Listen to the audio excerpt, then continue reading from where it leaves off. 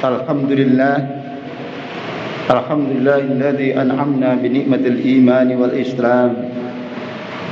أشهد أن لا إله إلا الله وحده لا شريك له وأشهد أن محمدا عبده ورسوله لا نبي ولا رسول بعده.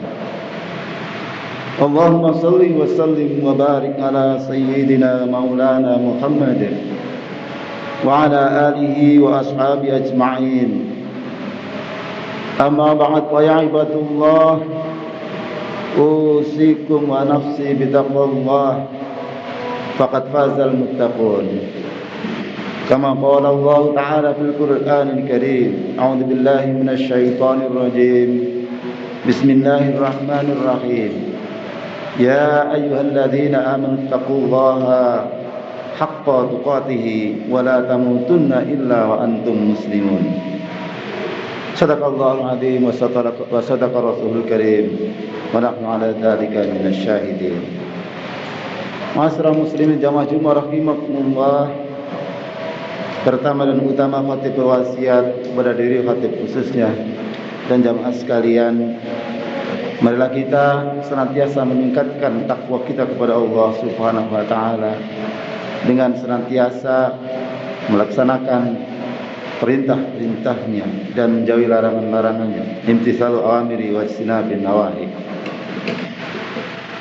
Jamaah rahimakumullah, pada kesempatan yang mulia ini khatib ingin mengingatkan, membahas tentang persoalan yang sangat penting bagi kita dalam segala keadaan dan dalam kedudukan apapun dan sebagai apapun.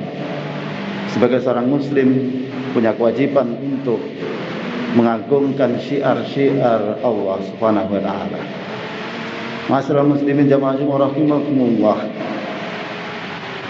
Di dalam kehidupan pergantian waktu demi waktu, masa demi masa, sunatullah akan terus berjalan. Di mana ada kebenaran pasti ada kebatilan. Ada dakwah pasti ada penentangnya. Ada rasul, ada musuh-musuh rasul. Itu satu hal yang satu keniscayaan yang akan kita hadapi. Apalagi kita berada dalam satu masa di mana tergolong sebagai akhir zaman, di mana fitnah itu begitu bergelombang. Banyak sebab menyebabkan tantangan Islam semakin besar, semakin kuat berhembus dalam kehidupan umat Islam. Salah satu sebab adalah mulai banyak orang-orang kafir, orang-orang non-muslim yang menyadari betapa Islam ini menjadi sesuatu kekuatan yang tidak bisa terbendungkan. Di belahan dunia, di Eropa, perkembangan dakwah, perkembangan umat Islam begitu pesatnya. Bahkan diperkirakan akan melampaui jumlah mayoritas muslim, mayoritas penganut agama di Eropa, bahkan di dunia. Satu hal yang wajar menimbulkan kekhawatiran dan gelisahan. Muncullah berbagai implikasi dalam bentuk-bentuk perlawanan atau penghadangan terhadap laju perkembangan Islam ini. Salah satunya adalah Islamofobia yang sekarang ini begitu besar, dihembuskan sampai-sampai kalau kita melihat sekarang ini orang melihat bahayanya pandemik, maka sesungguhnya di balik itu juga ada bahaya besar yang melanda umat Islam yang harus kita respon, harus kita pahami, yakni Islamofobia.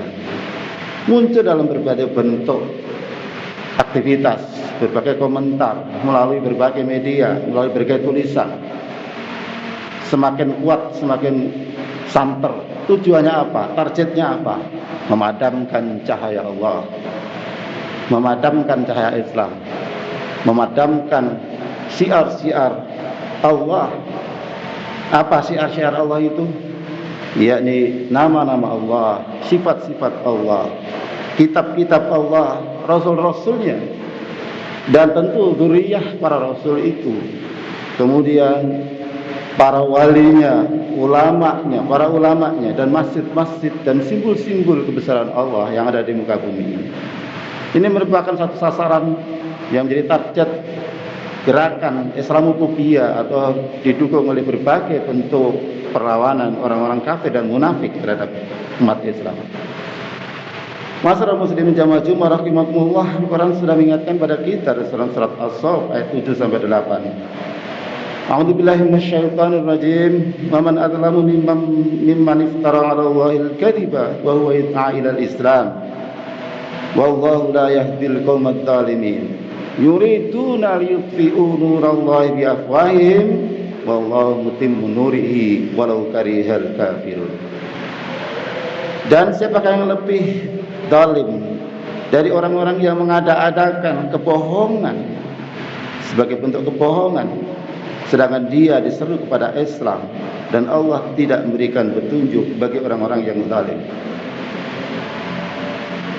Yuriduna, mereka itu berupaya, yuriduna yutfi'u nurallah, mereka ingin memadamkan cahaya Allah, syiar-syiar Allah, agama Allah itu bi afwahihim, dengan mulut-mulut mereka, dengan tulisan-tulisan mereka dan segala media yang dipakai untuk menyampaikan bagasan dan pikirannya. Wallahu mutimmu nurihi, akan tetapi Allah senantiasa akan menyempurnakan cahayanya, syiar-syiarnya, walau karihal kafirun, walaupun orang-orang kafir tidak suka. Jamaah Jumat rahimakumullah, upaya-upaya yang telah kita rasakan sekarang ini seakan-akan membuat kita sesak dada kita. Kita menjadi seorang muslim yang terasa mayoritas sebagai minoritas. Kita merasa tidak berdaya dalam menghadapi gelombang penistaan atau penghancuran nama-nama besar, nama-nama Allah, kemuliaan-kemuliaan Allah. Baik itu melalui nama-nama yang dilecehkan, menggunakan nama Muhammad, tapi kemudian mereka melakukan penghinaan kepada Muhammad.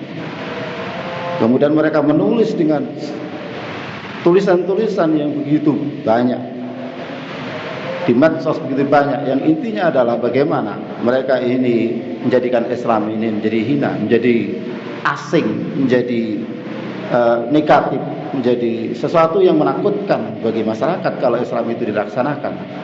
Kalau simbol-simbol Allah, kebesaran-kebesaran Allah itu menjadi sesuatu yang berkembang dan membudaya dalam kehidupan kita. Ya majmur rahimakumullah, bagaimana seorang muslim semestinya dalam mensikapi sebagaimana semestinya, sebagai kewajiban seorang muslim di dalam rangka untuk mengagungkan asma Allah ini.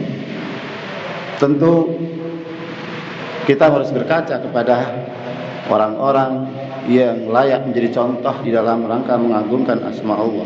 Mereka memiliki sifat-sifat yang sangat mulia. Mereka orang-orang yang beriman, orang-orang mukmin, senantiasa berbuat kebaikan, memperbaiki ketaatan kepada Allah terus dan memperbaiki keislamannya. Namun di hatinya tetap merasa khawatir, merasa kurang, merasa masih banyak dosa.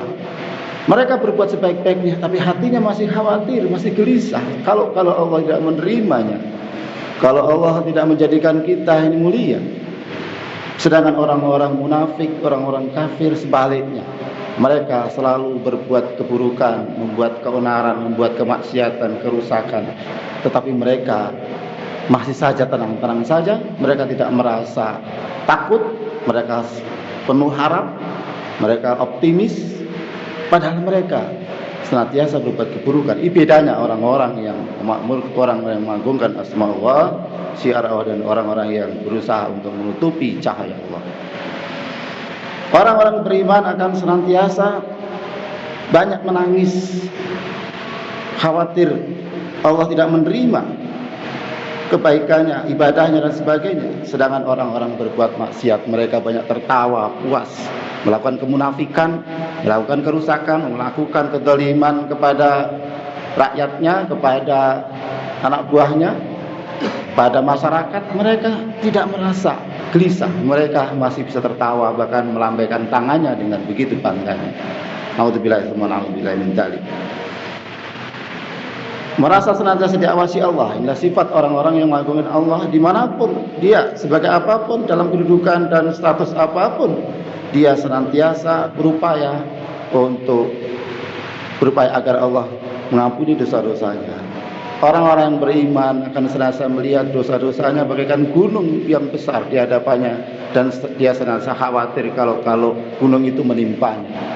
Sedangkan orang-orang kafir, orang-orang munafik, orang-orang yang hidupnya senantiasa ingin menghentikan cahaya Islam ini, mereka sebaliknya, mereka melihat dosa, mereka berbuat dosa, dosa hanya dilihat sebagai hanya seakan seperti lalat yang lewat di hadapan hidungnya, lalu dia menepisnya dengan tangannya dan tidak pedulikan lagi dan mengkhawatirkan lagi. Dia tidak merasa ada masalah, dia tidak khawatir dengan dosa itu. Itulah bedanya.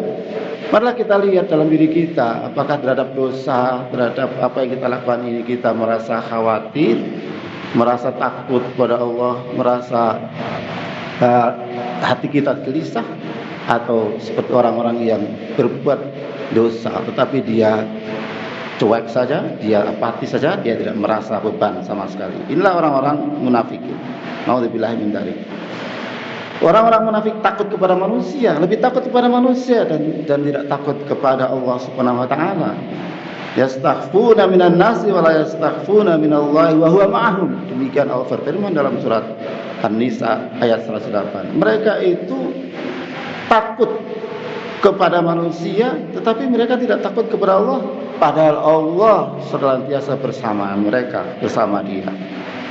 Jamaah Jumat rahimakumullah, sedikit mari kita lihat bagaimana kehidupan para salafus saleh dalam menampilkan dirinya sebagai orang-orang yang senantiasa sangat memuliakan syiar-syiar Allah. Misalnya Umar bin Khattab alaihi salatu wassalam, tentu kita semua sangat mengenalnya, bagaimana sikap beliau dalam hal ketakutan atau rasa khawatiran terhadap sifat nifak yang kalau menjangkiti dalam hidup dia.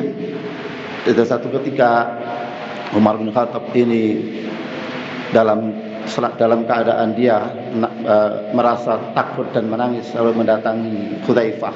Dan Hudzaifah ini seorang sahabat yang oleh Rasulullah diberitahu tentang beberapa nama orang-orang munafik. Lalu kemudian Umar bin Khattab mencoba menyelidiki, atau jangan-jangan termasuk dirinya tersebut, termasuk namanya. Padahal dia seorang khalifah.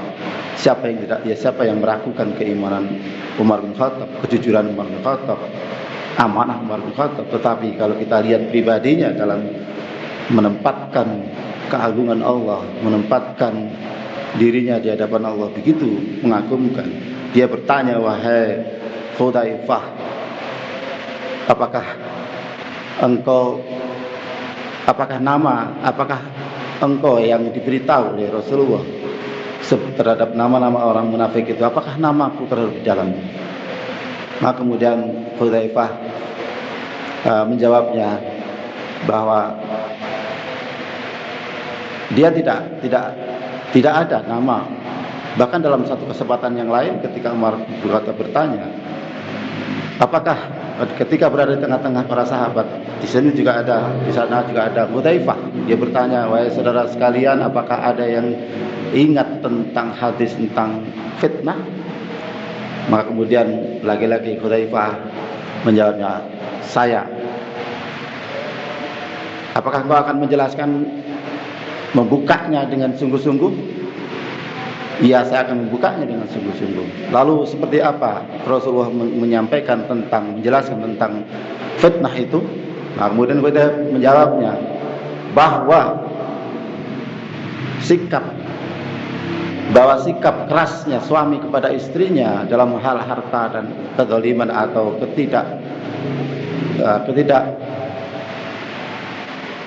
sifat-sifat yang di seorang suami kepada istrinya, baik tentang harta maupun sikap kerasnya, misalnya bentakannya atau pukulannya atau kalimat-kalimat yang tidak mengenakan istrinya, itu akan dihapuskan dengan sholat, sedekah, dan ibadah-ibadah dan puasa. Lalu Umar menjawabnya, bukan itu yang aku maksudkan. Bahwa yang dimaksud dengan fitnah itulah fitnah yang bagaikan gelombang yang menyapu lautan, menyapu daratan, yang menimbulkan kematian. Fitnah di mana ada saling perpecahan di antara umat ini, saling menghadapkan senjata sesama muslim. Fitnah yang membingungkan umat, yang menimbulkan berbagai bentuk kekacauan. di antara kehidupan umat muslim. Maka kemudian Hudzaifah menjawab, wahai Umar bin Khattab, bahwa jangan khawatir bahwa sesungguhnya antara kamu dan antara fitnah itu ada pintu yang menutupnya. Lalu Umar bertanya, apakah pintu itu bisa ditembus, bisa dihancurkan? Hudzaifah menjawab, tentu saja bisa dihancurkan. Ketahuilah jamaah sekalian, bahwa pintu itu sendiri adalah Umar bin Khattab radhiyallahu anhu. Dialah orang yang menjadi pintu penghalang terhadap terjadinya fitnah antara umat itu. Dan faktanya dalam sejarah ketika Umar bin Khattab kemudian wafat, dan Hudzaifah menjelaskan bahwa itu adalah seorang laki-laki yang dia akan mati atau akan meninggal dalam keadaan syahid tanpa di luar peperangan, dan tidak sebagaimana kematian pada umumnya, yaitu kematian sebagaimana dia dibunuh sebagaimana para orang-orang besar, orang-orang yang penting, orang-orang yang besar terbunuh. Dia mempertahankan kebenaran dan dia syahid. Lalu kemudian para sahabat yang lain bertanya, lalu Umar pun menangis terseduh, mudah-mudahan Allah menolongnya, mudah-mudahan Allah menolongnya. Lalu bertanya sahabatnya, wahai Hudzaifah, apakah Umar memahami atau dia mengerti tentang gambaran atau simbol itu berupa pintu itu? Maka Hudzaifah menjawab, demi Allah yang ada jiwanya ada di tangannya, sungguh Umar mengetahui, memahami simbol pintu adalah dirinya. Lalu kemudian Umar pun ini dalam keadaan sedih, dan pada akhirnya di dalam sejarahnya betul Umar pun kemudian akibat fitnah besar yang terjadi itu, Umar pun terbunuh dan dia kemudian meninggal. Dan apa yang diucapkan Umar bin Khattab sungguh mengagumkan ketika ditanya oleh sahabat di dekatnya, wahai, apa yang terjadi padamu wahai Umar sehingga engkau tertusuk dalam keadaan sakaratul maut seperti ini? Maka Umar pun mengungkapkan, karena dosa-dosaku, karena kesalahan-kesalahanku. Masya Allah, subhanallah, sikap mental seorang pemimpin, seorang besar yang penuh, yang kita tidak meragukan ketaatannya, ketundukannya, ketakwanya kepada Allah, tapi yang dia pikirkan begitu hati-hatinya, khawatirnya tentang dosa-dosa yang dilakukan.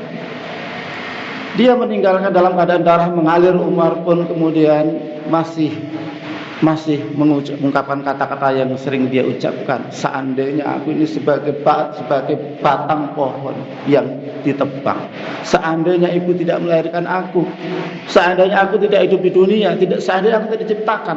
Ini ungkapan seorang yang sangat mengkhawatirkan, merasa rendahnya, merasa begitu rendahnya di hadapan Allah Subhanahu wa taala, walau dia berlumur kebaikan dan kemuliaan. Jamaah rahimakumullah, bagaimana dengan kita? Bagaimana kita dalam hal mensiarkan agama Allah ini? Bagaimana sikap kita terhadap Allah, Rasulnya, para ulama, kitabullah, wali-wali Allah, dan orang-orang yang dimuliakan Allah ini? Maka barang siapa yang mengagungkan asma Allah, mengagungkan sifat-sifat Allah, mengagungkan Rasul-Rasul Allah, mengagungkan wali-wali Allah, nabi-nabi Allah, kitab Allah, masjid-masjid Allah, bagian dari syiar Allah itu, sungguh Allah akan mengagungkan dirinya. Jamaah rahimakumullah, marilah kita bersama-sama senantiasa mengupayakan diri ini untuk menjadi hamba Allah yang senantiasa mengagungkan syiar-syiar agama Allah, agar Allah memuliakan kita. Amin ya rabbal alamin. Barakallahu wa lakum bil Qur'anil karim wa nafa'ani wa iyyakum min ayati wa dzikril hakim wa taqabbal minni wa minkum tilawatahu innahu huwal ghafurur rahim. Wa qur rabbi qur'an wa anta khairur rahim.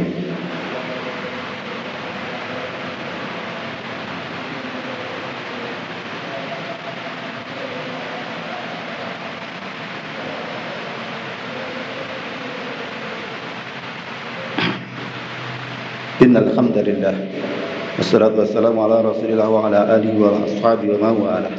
Asyhadu an la ilaha illallah wahdahu la syarika lah wa asyhadu anna Muhammadan abduhu wa rasuluhu la nabiyya wa la rasula ba'da. Allahumma shalli wa sallim wa barik ala Muhammad wa ala alihi wa ashabihi ajma'in. Amma ba'd, fa ya ibadallah, usikum wa nafsi bi taqwallah wa ati'u wasma'u la'allakum turhamun. Inna Allah malaikatahu yusholluna 'alan nabi يا أيها الذين آمنوا صلوا عليه وسلموا تسليما اللهم صل على محمد وعلى آل محمد وارض معهم برحمتك يا أرحم الراحمين اللهم اغفر للمسلمين والمسلمات والمؤمنين والمؤمنات الأحياء منهم والأموات إنك سميع قريب مجيب الدعوات ويا قاضي الحاجات اللهم أعنا على ذكرك وشكرك وحسن عبادتك اللهم إنا نعوذ بك ربي من جد البلاء وترك الشقاء وسوء القضاء وسمدة الأعداء اللهم ادفع عنا الغلاء والبلاء والوباء والفحش والمنكر والسيوف المختلفة والشدائد والمحن ما ظهر منها ما بطن ومن بلدنا هذا خاصة ومن بلدان المسلمين عامة إنك على كل شيء قدير اللهم إنا نعوذ بك من علم لا ينفع ومن دعاء لا يسمع ومن قلب لا تخشى ومن نفس لا تشبع ومن دعوة لا يستجاب لها اللهم أصلح لنا ديننا الذي هو عصمة أمورنا وأصلح لنا دنيانا التي جعلت فيها معاصينا وأصلح لنا آخرتنا التي إليها معادنا واجعل الحياة زيادة لنا من كل خير واجعل الموت راحة لنا من كل شر اللهم لا تجعل مصيبتنا في ديننا ولا تجعل الدنيا أكبر همنا ولا مبلغ علمنا اللهم إنا نسألك حبك وحب من يحبك وحب عمل يقربنا إلى حبك واجعل حبك أحب إلي من نفسنا وأموالنا وأهلنا ومن الماء البارد ربنا آتنا في الدنيا حسنة وفي الآخرة حسنة وقنا عذاب النار وادخلنا الجنة مع الأبرار يا عزيز يا غفار يا رب العالمين برحمتك يا أرحم الراحمين. Semakin salah.